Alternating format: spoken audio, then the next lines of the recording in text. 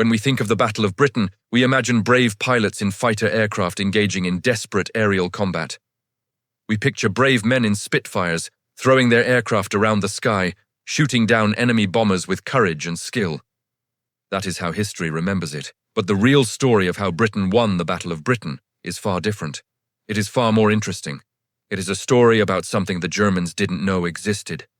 Something invisible that they couldn't see. Something that would determine who lived and who died in the skies above Britain. The Supermarine Spitfire was indeed a magnificent aircraft. Fast, agile, deadly in combat. But the Spitfire alone did not win the Battle of Britain. The Spitfire was just an instrument. The real weapon was something else entirely. The secret was information. The secret was seeing your enemy before your enemy could see you. In the summer of 1940, Nazi Germany possessed the most powerful air force in the world, the Luftwaffe. After sweeping through France and the Low Countries, German bombers faced only one obstacle: Britain, a small island nation that refused to surrender. German commanders believed victory was certain. The Luftwaffe had more aircraft. Germany had more trained pilots. Germany had conquered every other nation in Europe. Britain would be next. The invasion was called Operation Sea Lion. The plan was simple. Establish air superiority over the English Channel. Destroy the British Royal Air Force in aerial combat. Clear the skies for a German invasion army waiting across the water in France. British soldiers would be unable to reinforce the coast. British civilians could not evacuate. The invasion would succeed. British pilot scrambles were desperate affairs. Pilots slept near their aircraft, ready to launch within minutes of an alarm. When the alarm sounded, pilots sprinted to their Spitfires. Ground crews helped them strap in. Engines roared to life. Within 90 seconds, aircraft were launching from the runway. But launching quickly was only half the problem. Finding the enemy was the other half. The sky above Britain was enormous. Fighter patrols could not cover the entire area. British pilots often scrambled in response to reports of enemy aircraft, but by the time they reached altitude, the enemy had already crossed the coast.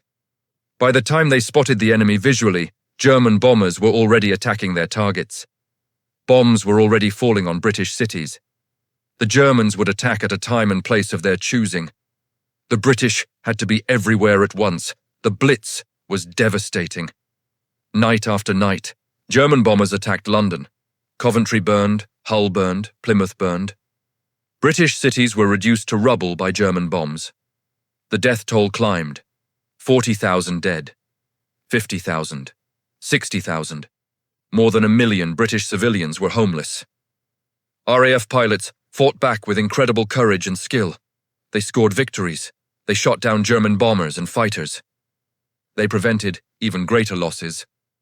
But for every German aircraft destroyed, 2 more broke through. 2 more reached their targets. The RAF was losing the war of attrition. British commanders realized the horrifying truth. At the current rate of losses, the RAF would be completely destroyed within weeks. Once the last British fighter was shot down, the German invasion would succeed. Britain would be conquered. Robert Watson Watt was a Scottish physicist. In 1935, he conducted an experiment that seemed impossible to his colleagues. He sent radio waves into the air, and they bounced off an aircraft and returned to the receiver. The reflected signal revealed the aircraft's location. Watson Watt realized the implications immediately. Radio waves traveling at the speed of light could detect enemy aircraft far beyond the range of human eyesight. A defense system based on radio detection could give Britain advance warning of German attacks. Pilots could be alerted before enemy bombers even crossed the coast. The British government approved the project. By the summer of 1940, a network of radar stations called Chain Home stretched along the entire southeast coast of Britain. Tall wooden towers 120 feet high, arrays of antennas pointing toward the sea. Each station operated by RAF personnel in underground bunkers, watching phosphorescent radar screens for the telltale blips that meant enemy aircraft. Radar was revolutionary technology, but it was also crude by modern standards. The screens showed only green blips, no detail, No identification friend or foe, no altitude information in the early models. But it worked. When German aircraft crossed into British airspace, they appeared on radar screens. The operators reported the sightings by telephone to Fighter Command headquarters. At Stanmore near London, controllers plotted the positions of all known enemy aircraft on a large table display. Each aircraft was represented by a counter that was moved across the map as radar updates came in. British pilots in their Spitfires received radio instructions from these controllers. They were directed toward the enemy with precise vectors. Climb to 20,000 feet. Heading 270. Bandits approaching from the southwest. The pilots followed these instructions and found their targets. Again and again. Consistently. Precisely. With devastating effectiveness. The German pilots were skilled. The Messerschmitt Bf 109 was an excellent fighter aircraft. In many ways, it was superior to the Spitfire. It could climb faster, it could dive faster. At high altitude, it outperformed the British fighter. German pilots who had fought in Spain and over France were experienced and dangerous. But the Bf 109 pilots couldn't see the Spitfires coming. They didn't have radar. They didn't know where the British fighters were positioned. They didn't know the Spitfires were above them. They didn't know the Spitfires were coming from the sun, where the glare would blind them momentarily. In aerial combat, the fighter that sees first, the fighter that is highest, the fighter that is fastest, wins. Radar gave the Spitfire pilots all three advantages. They saw first. They positioned themselves above. They attacked with speed and surprise. German pilots were being ambushed repeatedly. They were being slaughtered. German commanders were baffled. Every attack was intercepted. German bombers were escorted by German fighters, but the British fighters appeared anyway. The interceptor rate was far higher than the Luftwaffe expected, far higher than any air force had ever achieved. German intelligence officers couldn't understand it. They concluded that Britain must have aircraft reserves hidden somewhere, that Britain must be producing fighters at an incredible rate, that the RAF had somehow developed a way to generate unlimited aircraft. These conclusions were wrong, but they were logical given the available information. What the Germans didn't understand was that the British weren't producing more aircraft. The British were simply using their existing aircraft far more efficiently. They weren't wasting fuel on patrols over empty sky. They were vectoring their fighters directly to the enemy. The advantage was information. The advantage was radar. Radar was not the only factor in British victory. British pilots were brave and determined. The Spitfire was an excellent fighter. British aircraft production was impressive. British air bases, though damaged, kept operating. British pilots were motivated by the knowledge that they were defending their homeland. But without radar, all of this would not have been enough. Without information about enemy movements, all of the courage and skill in the world would have meant nothing. Radar transformed the Battle of Britain from a desperate defensive struggle into something far more manageable. Radar gave the RAF the ability to concentrate force at the decisive point. The German bombers couldn't go anywhere without being tracked. The German fighters couldn't move without being detected. On August 15, 1940, the Luftwaffe launched Operation Eagle. The assault was massive. Over 1,000 German aircraft launched against Britain. Bombers from multiple bases, fighters escorting the bombers. It was the largest air attack of the war so far. German commanders believed this was the decisive moment. This was the opportunity to overwhelm British defenses. This was the day that would determine the fate of Operation Sea Lion. But the British were ready. Radar had tracked every German formation from the moment they became airborne in France. Controllers knew the size, composition, and heading of every German group. British fighters were positioned to intercept. The result was a catastrophe for Germany. Over 60 German aircraft were shot down. Germany suffered irreplaceable losses. The Luftwaffe's attempt to achieve air superiority had failed. After August 15th, the Luftwaffe's situation deteriorated. German bombers continued to attack, but the RAF intercepted them with increasing consistency. The casualty rate climbed. German losses became unsustainable. German pilots were exhausted. German commanders realized their strategy had failed. They switched to night bombing. German bombers attacked under cover of darkness when radar was less effective. But radar operators developed new tactics. Observer posts provided warnings. Anti-aircraft guns provided protection. British night fighters eventually learned to hunt in darkness. By October, the Luftwaffe had called off the offensive. Operation Sea Lion was postponed, then cancelled, then abandoned forever. Why did Germany lose the Battle of Britain? Not because the RAF had more aircraft. Germany had more planes. Not because British pilots were more skilled. German pilots were equally skilled. Not because Britain had superior strategy. Germany had invested enormous resources in planning this campaign. Britain won because radar gave the defenders information. Information was power. Information was victory.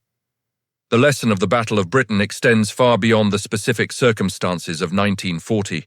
The principle is universal and timeless. In warfare, the combatant that understands the battlefield first, that sees the enemy first, that reacts first, that concentrates force at the decisive point, that combatant wins. Always. This principle does not depend on which side has more weapons. A well-informed army with fewer weapons defeats a poorly informed army with more weapons. This principle does not depend on which side has more personnel. A well-informed commander maneuvers his forces with precision and concentrates them decisively. A poorly informed commander wastes forces. Information is strategic advantage. Information is the key to victory. Information is what chain-home radar provided to the RAF. Robert Watson Watt understood something fundamental about technology and warfare.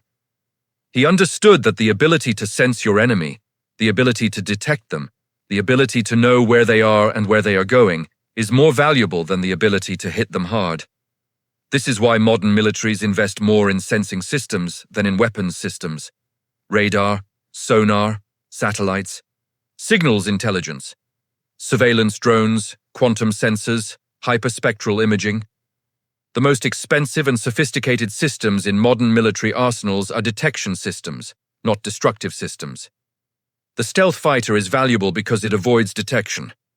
The submarine is valuable because it operates undetected. The modern battlefield is controlled by the side that sees, the side that detects, the side that knows. This principle goes back to chain-home radar and the Battle of Britain.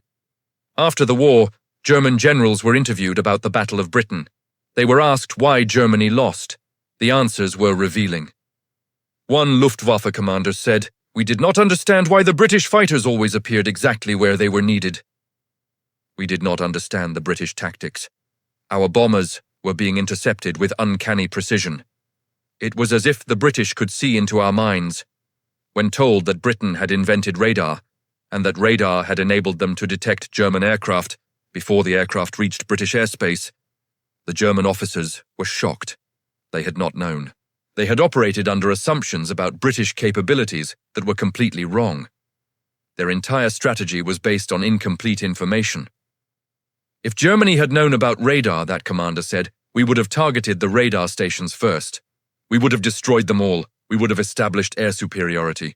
We would have invaded. But they didn't know. And that ignorance cost Germany the Battle of Britain. That ignorance cost Germany the war. 80 years later, the lessons of chain-home radar and the Battle of Britain remain as relevant as ever. The fundamental truth that information dominates warfare has only become more true, not less true. In the modern world, conflicts are decided by the side that has better intelligence, better surveillance, better information networks, better sensors, better processing capability.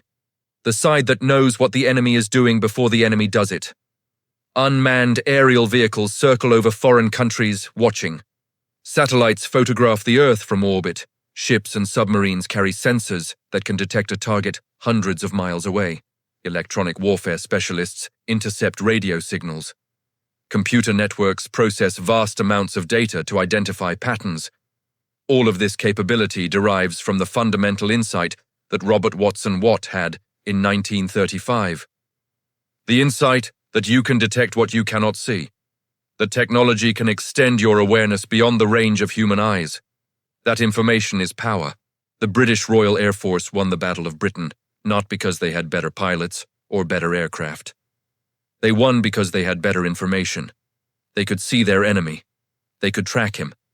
They could predict his movements. They could position their forces to intercept him, and the side that sees always wins. This is the story of how radar changed aerial warfare. This is the story of how technology defeated numbers. This is the story of how information defeated force. This is the story of the Spitfire's secret weapon,